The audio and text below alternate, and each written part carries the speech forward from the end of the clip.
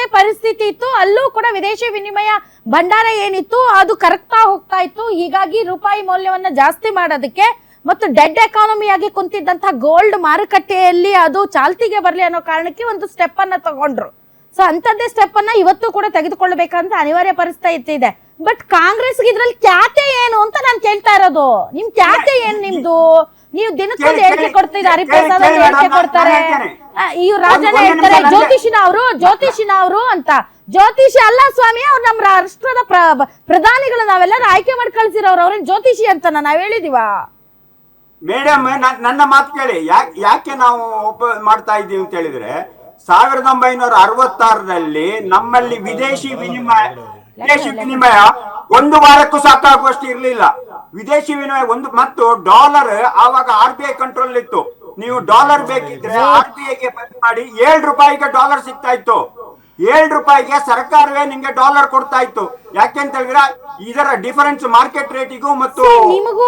ನೀವು ಕಾಂಗ್ರೆಸ್ ಅವರು BJP line ಅಲ್ಲೇ ಮಾತಾಡ್ತೀರಿ ನೋಡ್ರಿ ಸರ್. ಅವರು ಈಗ ಮಾತೆತ್ತಿದ್ರೆ ಇಂದಿರಾ ಗಾಂಧಿ ನೆಹರು ಅಂತೇಳಿ ಅವರು ಅಂತಾರೆ, ನೀವು ಮಾತೆತ್ತಿದ್ರೆ ನೆಹರು ಇಂದಿರಾ ಗಾಂಧಿ ಅಂತ ಅಂತೀರಿ. ಇದು 2026 ಬಂದ್ಬಿಡ್ರಿ ನೀವು ಎರಡೂ ಪಕ್ಷಗಳು. ನೀವು ನೆಹರು ಇಂದಿರಾ ಗಾಂಧಿ ಅಂತೀರಿ, ಅವರು ಅವ್ರ ಬೆನ್ಕೆರೆ ಅವ್ರು ಅಂತಾರೆ. ನನಗೆ ನಮ್ಮ ಮಾತು ಕೇಳಿದ್ರು. ಇವತ್ತು ಸೋಷಿಯಲ್ ಮೀಡಿಯಾದಲ್ಲಿ ಹಿಂದುದ್ದು 1967ನೇ ಇಸ್ವಿಯದ್ದು ಒಂದು ಡೂಪ್ಲಿಕೇಟ್ ಕಾಪಿ ಹಾಕಿ ಇಂದಿರಾ ಗಾಂಧಿ ಅವರು ಬಂಗಾರ ಈ ದಿನದ ರಾಷ್ಟ್ರದ ಪರಿಸ್ಥಿತಿಯ ಬಗ್ಗೆ ತಮಗೆ ಇಂದಿರಾ ಗಾಂಧಿ ಅವರು ಅಥವಾ ಇಂದಿರಾ ಗಾಂಧಿ ಅವ್ರದ್ದು ಏನೋ ಒಂದು ಫೇಕ್ ಪೋಸ್ಟ್ ಓಡಾಡ್ತಿದೆ ಅನ್ನೋದ್ರ ಬಗ್ಗೆ ನೀವು ತಲೆ ಕೆಡಿಸ್ಕೊಂಡಿದ್ದೀರಾ ಸರ್? ಏನ್ ಸರ್ ಇದು? ಇಂದಿರಾ ಗಾಂಧಿ ಅವ್ರ ಕಾಲ ಹೋಯ್ತು, ಆಡಳಿತ ಮುಗೀತು, ರಿಯಾಲಿಟಿ ಬಗ್ಗೆ ಮಾತಾಡ್ತಿರೋ? ನಾನು ಮುಂದಕ್ಕೆ ಹೋಗ್ಲೋ? ನೀವು ಇಂದಿರಾ ಗಾಂಧಿ ಅವ್ರು ನನ್ನ ಕ್ಲಾರಿಫಿಕೇಶನ್ ಕೇಳಲಿಲ್ಲ. ರಾಷ್ಟ್ರಕ್ಕೆ ದಾನ ಮಾಡಿದ್ದಾರೆ ಸರ್, ದಾನ ಮಾಡಿದ್ದಾರೆ ಇಂದಿರಾ ಗಾಂಧಿ ಅವರು. ಸರ್ ಮೋದಿ ಅವರು ಎಷ್ಟು ದಾನ ಮಾಡಿದ್ದಾರೆ? ಏನ್ ದಾನ ಸರ್? ಇಂದಿರಾ ಗಾಂಧಿ ವಿಷಯ ಇಂದಿರಾ ಗಾಂಧಿ ವಿಷಯ ವಿಠಲ್ ಶೆಟ್ಟಿ ಇಂದಿರಾ ಗಾಂಧಿ ವಿಷಯ ನಾನು ನಿಮ್ಗೆ ಕೇಳಿದೆ. ಇಂದಿರಾ ಗಾಂಧಿ ವಿಷಯ ಹೇಳ್ರಿ, ನಮ್ಗೆ ಗೊತ್ತಿಲ್ಲ, ಸ್ವಲ್ಪ ಭಾಷಣ ಹೊಡೀರಿ, ನಮ್ಗೆ ಬಾಳ್ ಟೈಮ್ ಆಯ್ತಂತ ನಿಮ್ಗೆ ಹೇಳಿದೆ. ನಾನು ಕೇಳಿದ್ದು ಇಂದಿನ ಪರಿಸ್ಥಿತಿ ಬಗ್ಗೆ ಮಾತಾಡ್ರಿ. ನೀವು ಇಂದಿರಾ ಗಾಂಧಿದೇ ಮಾತಾಡ್ಬೇಕು, ನೆಹರುದೇ ಮಾತಾಡ್ಬೇಕು ಅಂದ್ರೆ ನಾನು ನಿಮ್ಗೆ ಟೈಮ್ ಕೊಡಲ್ಲ. I am sorry. ಅಲ್ಲ, ಇವಾಗ ಇವತ್ತಿನ ಪರಿಸ್ಥಿತಿ ಮಾತಾಡಿ. 750 ಬಿಲಿಯನ್ ನಮ್ಮಲ್ಲಿ ಫಾರಿನ್ ಎಕ್ಸ್ಚೇಂಜ್ ರಿಸರ್ವ್ ಇದೆ. 755 ಲಕ್ಷ ಕೋಟಿ ಬಿಲಿಯನ್ ಡಾಲರ್ ಇದೆ. 66ರಲ್ಲಿ 50 ಕೋಟಿ ಡಾಲರ್ ಸಹ ಇರ್ಲಿಲ್ಲ. ಆವಾಗಿನ ಪರಿಸ್ಥಿತಿ ಈಗ ಹಂಗಂತೇಳಿ ಅದು ಕರ್ಗೋವರೆಗೂ ಸುಮ್ನೆ ಇರ್ಬೇಕು, ಮುಂಜಾಗ್ರತೆ ತಗೋಬಾರ್ದು ತಮ್ಮ ಪ್ರಕಾರ. ಕಳೆದ ಫೆಬ್ರವರಿಯಲ್ಲಿ ಎಷ್ಟು ವಿದೇಶಿ ವಿನಿಮಯ ಭಂಡಾರ ಕರಗಿದೆ, ಎಷ್ಟು ಪರ್ಸೆಂಟೇಜ್ ಹೋಗಿದೆ ಅಂತ ಗೊತ್ತಾ? ಹಿಂಗೆ ಬಿಟ್ರೆ ನಾವು ನೀವ್ ಹೇಳಿದಾಗೆ 2 ವಾರಕ್ಕೆ 3 ವಾರಕ್ಕೆ ಬಂದು ಬಿಡ್ತೀವಿ. ಸೊ ಮುಂಜಾಗ್ರತೆ ವಹಿಸ್ತಾ ಇರೋದನ್ನ ಅಪ್ರಿಶಿಯೇಟ್ ಮಾಡೋದು ಬಿಟ್ಬಿಟ್ಟು 2 ವಾರಕ್ಕೆ ಆಗುವಷ್ಟು ಇಟ್ಕೊಂಡು ಆಮೇಲೆ ಮಾತಾಡಿ ಅಂತ ಹೇಳೋದು ಇದು ಯಾವ್ದು ನನಗೆ ಗೊತ್ತಿಲ್ಲ. All right, okay, I move forward. ನಾನ್ ಮುಂದಕ್ಕೆ ಹೋಗ್ತೀನಿ. ಎಸ್ ಫಸ್ಟ್ ಪೊಲಿಟಿಕಲ್ ಇದನ್ನ ತಗೊಂಡು ಆಮೇಲೆ ನಾವು ಇದಕ್ಕೆ ಹೋಗೋಣ. ಬಸವರಾಜ್ ಸರ್ ಹೇಳ್ರಿ. ನಮ್ಮ ಕಾಂಗ್ರೆಸ್ ವಕ್ತಾರರು ಇವಾಗ ಏನ್ ಹೇಳ್ತಾ ಇದ್ರು, ಅವರು ಸಮರ್ಥನೆ ಮಾಡೋದು ಲಾಲ್ ಬಹದ್ದೂರ್ ಶಾಸ್ತ್ರಿ ಅವ್ರ ಪೀರಿಯಡ್ ಅಲ್ಲಾಗಲಿ ಅಥವಾ ಆಮೇಲೆ ಇಂದಿರಾ ಗಾಂಧಿ ಅವ್ರ ಪೀರಿಯಡ್ ಆಗಲಿ ದಶಾಂಶ ಸೂತ್ರಗಳನ್ನು ದೇಶದ ಸಮಗ್ರ ಅಭಿವೃದ್ಧಿ ಮುಂದೆ ಇಟ್ಕೊಂಡು ಡಾಕ್ಟರ್ ಅಬ್ದುಲ್ ಕಲಾಂ ಜಿ ಅವರು ಕೊಟ್ಟಿದ್ದಂಥದ್ದಾಗಲಿ ಅಥವಾ ಈಗ ನಮ್ಮ ನಿನ್ನೆ ಮೋದಿಜಿಯವರು ಹೇಳಿದರೆ ಅಕ್ಷರಶಃ ಮೋದಿಜಿಯವರು ವಿಶ್ವ ನಾಯಕರೇ. ಯಾಕಂದ್ರೆ ಅವ್ರು ಏನ್ ಹೇಳ್ತಾ ಇದ್ರು, ಜ್ಯೋತಿಷಿನ ಅಂತ ರಾಜನ್ ಅವರು. ನಾನು ನೇರವಾಗಿ ಹೇಳ್ತೀನಿ, ವಿಶ್ವ ನಾಯಕನೇ ಆಗ್ಲಿ ಜ್ಯೋತಿಷಿನೇ ಆಗ್ಲಿ ವಿಶ್ವದ ಆರ್ಥಿಕ ಮುಗ್ಗಟ್ಟಿನ ಮುಂದೆ ಮೊಣಕಾಲು ಊರಿದ್ದಾರೆ ಅನ್ನೋದನ್ನು ತಾವು ಒಪ್ಕೊಳ್ಳಿ ದಯವಿಟ್ಟು ಬಸವರಾಜ್ ಅವರೇ. ಮತ್ತಿನ್ನೇನು ಎಲ್ಲರೂ ಊರ್ಬೇಕು ಇಂತ ಪರಿಸ್ಥಿತಿಯಲ್ಲಿ ಅವ್ರ ಕೈಯಲ್ಲಿ ಇಲ್ಲ.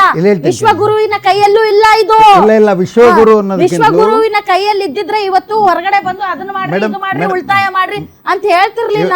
ನೋಡಿ, ಮಾನ್ಯ ಪ್ರಧಾನಮಂತ್ರಿಗಳ ಕ್ರಮ ಏನಿದೆ, ಒಂದು ದೇಶ ಸ್ವಾವಲಂಬನೆ ಸ್ವಾಯತ್ತತೆನ ಅದರ ಸ್ವಂತಿಕೆನ ಉಳಿಬೇಕಾದ್ರೆ, ಅಭಿವೃದ್ಧಿ ಸರಾಗವಾಗಿ ಎಲ್ಲ ಕ್ಷೇತ್ರಗಳಲ್ಲೂ ಸಾಗಬೇಕಾದ್ರೆ ಇಂಧನ ಸುರಕ್ಷತೆ ಮತ್ತೆ ಇಂಧನ ಸಂರಕ್ಷಣೆ ಅನಿವಾರ್ಯ. ಸರಿ, ಇಂಧನ ಸ್ವಾವಲಂಬನೆ ಇದೆಯಾ? ನಾವು ಆತ್ಮನಿರ್ಭರ ಇದೀವ? ನಾವು ಆತ್ಮನಿರ್ಭರ ಇದೀವ?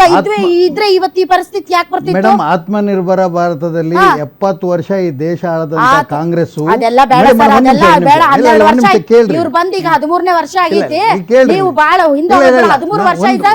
Very good year. ನೀವ್ ಏನ್ ಬೇಕಾದ್ರೂ ಮಾಡಬಹುದು. ನಾವು ಆತ್ಮನಿರ್ಭರ ಇದೀವ ಎನರ್ಜಿಯಲ್ಲಿ? ಆತ್ಮನಿರ್ಭರ ಸೋಲಾರ್ ಈಗ ನೋಡಿ 50% ಇಲ್ಲ ಮೇಡಮ್. ನಿನ್ನೆ ಇವತ್ತು ಈ ಕ್ರೈಸಿಸ್ ಬರ್ತಿರ್ಲಿಲ್ಲ ಮೇಡಮ್. ಒಂದ್ ನಿಮಿಷ, ಮೋದಿಜಿಯವರು ನೆನ್ನೆ ಹೇಳಿರ್ತಕ್ಕಂಥದ್ದು ನೀವು ಚಿನ್ನ ಖರೀದಿ ಮಾಡಬೇಡಿ ಅಂತಲ್ಲ, ನಂಬರ್ 1. ಈ ಹಿಂದೆ ಕೆಲವು ಕಾಂಗ್ರೆಸ್ ಪ್ರಧಾನಿಗಳು ಹೇಳಿದ್ರು ಚಿನ್ನ ಖರೀದಿ ಮಾಡಬೇಡಿ ಅಂತ. ಇಂದಿರಾ ಗಾಂಧಿ ಅವರು ಅಳಿಯ ಹೇಳಿದ್ರು. ಅಲ್ಲ ಮಗಳ ಗಂಟೆ ಹೇಳ್ಬೇಡ್ರಿ. ಹೇಳ್ತೀನಿ ಮೇಡಮ್. ಎರಡನೇ ಅಳಿಯ ಅಲ್ಲ ಮಗಳ ಗಂಟೆ ಆಮೇಲೆ ಹೇಳ್ಬೇಡ್ರಿ ಸರ್ ಪೆಟ್ರೋಲಿಯಂ ಬಸವರಾಜ್ ಅವ್ರೆ. ಯುದ್ಧ ಇಲ್ಲಿ ನೀವು ಮೋದಿ ಅವ್ರನ್ನ ಹೊಗಳಾಕ್ ಬಂದಿಲ್ಲ, ಇಲ್ಲಿ ಜನಸಾಮಾನ್ಯರ ಬಗ್ಗೆ ಮಾತಾಡಕ್ ಇರ್ಲಿ ಬಂದಿದ್ದೀರ ಮೇಡಮ್. ಅನ್ನೋದನ್ನ ಇಲ್ಲಿ ಇವಾಗ ನೆನ್ಪಿಟ್ಕೊಳ್ಳಿ. ದೇಶದ ಜನಸಂಖ್ಯೆ 135 ಕೋಟಿ ಆಗಿದೆ ಎನ್ನುವಾಗ ನಾವು ಪರ್ಯಾಯ ಇಂಧನ ಮೂಲಗಳನ್ನು ಅಭಿವೃದ್ಧಿಪಡಿಸೋದಕ್ಕೋಸ್ಕರನೇ ಆತ್ಮನಿರ್ಭರ ಭಾರತ ಏನ್ ಕೇಂದ್ರದಲ್ಲಿರ್ತಕ್ಕಂಥ ಮಾಡಿದ್ರಿ? ಮಾಡ್ತಾ ಇದ್ದಾರೆ. ಇವಾಗ ಸೋಲಾರ್ ಜಗತ್ತಲ್ಲಿ ಸೋಲಾರ್ ಸೋಲಾರ್ ಅಲ್ಲ ಏನ್ ಮಾಡಿದ್ರಿ ಸೋಲಾರ್? ಮೇಡಮ್ ಏನ್ ಮಾಡಿದ್ರಿ ಸೋಲಾರ್? ಕರ್ನಾಟಕದಲ್ಲಿ ಸೋಲಾರ್ ಯಾರು ಇಡೀ ಭಾರತದಲ್ಲಿ ಸೋಲಾರ್ ನಂಬರ್ 1 ಇರೋದು ಯಾರು? ಭಾರತ ಇನ್ನೂ ನಂಬರ್ 1 ಇಲ್ಲ. ಭಾರತದಲ್ಲಿ ಇಡೀ ಸೋಲಾರ್ ದಲ್ಲಿ ನಂಬರ್ 1 ಇರೋದು ಯಾರು? ಬಟ್ ನಮ್ಮ ಯಾರು ಮಾಡಿದ್ದು? ಮೇಡಮ್ ನಮ್ಮ ನಮ್ಮ ಕಾಂಗ್ರೆಸ್ ಪಾರ್ಟಿಯಲ್ಲಿ ಇದ್ದಂತವರೇ ಇಲ್ಲ, ಮಾಡಿದ್ದು. ಇಲ್ಲ, ಕೇಳಿ, So ಕೇಳಿ. ನೀವು ಈ ತರ ಮೇಡಮ್, ಮೇಡಮ್. ಕಂಪ್ಯಾರಿಸನ್ ಮಾಡಕ್ ಬಂದ್ರೆ ಮೇಡಮ್, ಸರ್, ನನ್ನ ಮೇಡಮ್, ಇಲ್ಲಿ ಕೇಳಿ. I don't encourage politics. ನೀವು ಜನಸಾಮಾನ್ಯರ ಬಗ್ಗೆ ಮಾತಾಡಿ. ಮೇಡಮ್ ವಿಚಾರ ತಗೊಂಡು ಇವಾಗ ಪಾವಗಡ ಯೂನಿಟ್ ಆಯ್ತು. ಪಾವಗಡ ಯೂನಿಟ್ ಆದಾಗ ರಾಮಕೃಷ್ಣ ಹೆಗಡೆ ವುಡ್ ಬೇಸ್ಡ್ ಮಾಡಕ್ ಹೊರಟಾಗ ಆಮೇಲೆ ಸೋಲಾರ್ ಬೇಸ್ ಮಾಡಿ ಈಗಿನ ಉಪಮುಖ್ಯಮಂತ್ರಿಗಳೇ ಎನರ್ಜಿ ಮಿನಿಸ್ಟರ್ ಆದಾಗ ಅವರು ಆ ಪಾವಗಡ ಪ್ರಾಜೆಕ್ಟ್ ಮಾಡಬೇಕಾದ್ರೆ ಅವರು ಇಂಧನ ಸಂರಕ್ಷಣೆ ಇಂಧನ ಉಳಿಸಿ ಅಂತಾರೆ. ನಾನು ಹೇಳೋದು ನೀವು ಪ್ಯೂರ್ಲಿ ನೀವು ಪಾಲಿಟಿಕ್ಸ್ ಮಾತಾಡೋದಾದ್ರೆ ನಾನು ಅದೇ ಲೈನ್ ಅಲ್ಲಿ ಮಾತಾಡ್ತೀನಿ ಅಂತ. ಇದೇನಿದು ಡಿ ಕೆ ಶಿವಕುಮಾರ್ ಅವರು ಕಾಂಗ್ರೆಸ್ ಪಕ್ಷ ಅವ್ರ ಮನೆಯಿಂದ ತಂದು ದುಡ್ಡು ತಂದು ಮಾಡಿದ್ದಲ್ಲ. ಬಟ್ ಕಾಂಗ್ರೆಸ್ ಪಾರ್ಟಿ ಅಧಿಕಾರದಲ್ಲಿತ್ತು, ಅವ್ರು ಪವರ್ ಮಿನಿಸ್ಟರ್ ಆಗಿದ್ರು, ಅವ್ರು ಮಾಡಿದ್ರು.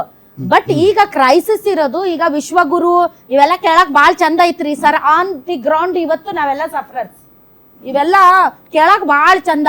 56 ಇಂಚು ವಿಶ್ವಗುರು, ರಾಹುಲ್ ಗಾಂಧಿ ಅವರು ಹಂಗೆ ಹಿಂಗೆ ಇವೆಲ್ಲ ಕೇಳಕ್ ಚಂದ. ಬಟ್ ಆನ್ ಗ್ರೌಂಡ್ ರಿಯಾಲಿಟಿ ಈ ವಿಶ್ವದ ಆರ್ಥಿಕ ಮುಗ್ಗಟ್ಟಿನ ಹಿಂದೆ ಎಲ್ಲರೂ ಮುಗ್ಗರಿಸಿ ಬಿದ್ದಿದ್ದಾರೆ. ಅದಕ್ಕೆ ಭಾರತ ಹೊರತಾಗಿಲ್ಲ, ನರೇಂದ್ರ ಮೋದಿನೂ ಹೊರತಾಗಿಲ್ಲ. ನೀವು ಯಾರು ಪಾಲಿಟಿಕ್ಸ್, ನೀವು ಪೊಲಿಟಿಕಲ್ ಪಾರ್ಟಿ ಅವ್ರು ಪಾಲಿಟಿಕ್ಸ್ ಬಿಟ್ಟು ನೀವು ಜನಸಾಮಾನ್ಯರ ಬಗ್ಗೆ ಮಾತಾಡೋದಾದ್ರೆ ನಾನು ನಿಮ್ಗೆ ಟೈಮ್ ಕೊಡ್ತೀನಿ. ಅದು ಬಿಟ್ಬಿಟ್ಟು ನಿಮ್ ಇಂದಿರಾ ಗಾಂಧಿನ ಹೊಗಳಕ್ಕೆ, ಮೋದಿ ಅವ್ರನ್ನ ಹೊಗಳಕ್ಕೆ, ಅಟ್ಲೀಸ್ಟ್ ನೀವು ದೇವೇಗೌಡರನ್ನ ಹೊಗಳಿದ್ರು ನಾ ಬಿಡ್ತಿದ್ ನಿಮ್ಮನ್ನ. ನೀವು ಅದನ್ನು ಮಾಡ್ಲಿಲ್ಲ ಸರ್. ಎಸ್ ಕ್ರಸ್ಟ್ ಅವರು ಕಳೆದ ಸುಮಾರು 15 ದಿವಸದಿಂದ ಸುಮಾರು $38 ಬಿಲಿಯನ್ ನಮಗೆ ಕಮ್ಮಿಯಾಗಿ ಬಂದಿದೆ ಬೊಕ್ಕಸಕ್ಕೆ. ಆಮೇಲೆ ರುಪಿ ವ್ಯಾಲ್ಯೂ 95.76 ರುಪೀಸ್ ಆಗ್ಬಿಟ್ಟಿದೆ. ಕಳೆದ ವಾರ 15 ದಿವಸದಲ್ಲಿ 94, 92, 93 ಇದ್ದು, ಇವಾಗ 94ಗಿಂತ ಮೇಲೆ ಹೋಗಿದೆ. ಕ್ರೂಡ್ ಆಯಿಲ್ದು 98, 65 ಇತ್ತು, 90 ಇತ್ತು, ಇವಾಗ 105 ಮೇಲೆ ಹೋಗುತ್ತೆ. ಸೊ ಬ್ಯಾಲೆನ್ಸ್ ಆಫ್ ಪೇಮೆಂಟ್ನಲ್ಲಿ ಡಾಲರ್ ವ್ಯಾಲ್ಯೂ ಕುಸಿತ ಹಾಕ್ಬಿಟ್ಟು ನಾವು paying lot of money. So ಅದಕ್ಕೆ ಒಂದು ಪರ್ಯಾಯವಾಗಿ ಇವಾಗ ಈ ಏನು ನಮ್ಮ ಮೋದಿಯವರು ಅನೌನ್ಸ್ ಮಾಡಿದಾರೆಲ್ಲ ಸೂತ್ರಗಳು, ಅದು ನಿಜವಾಗಿ ಇವಾಗ ಬೇಕು. ಯಾಕಂದರೆ ನಾವು ಆಯಿಲ್ ಸೇವ್ ಮಾಡಬೇಕು, ಫಾರಿನ್ ಕರೆನ್ಸಿ ಸೇವ್ ಮಾಡಬೇಕು. ಯಾವ ರೀತಿ ಒಂದು ಹೇಳಿದ್ದೇನು, 1 ವರ್ಷ ತನಕ ನೀವು ಫಾರಿನ್ ಕರೆನ್ಸಿ ಸೇವ್ ಮಾಡಬೇಕು. That is the big main important.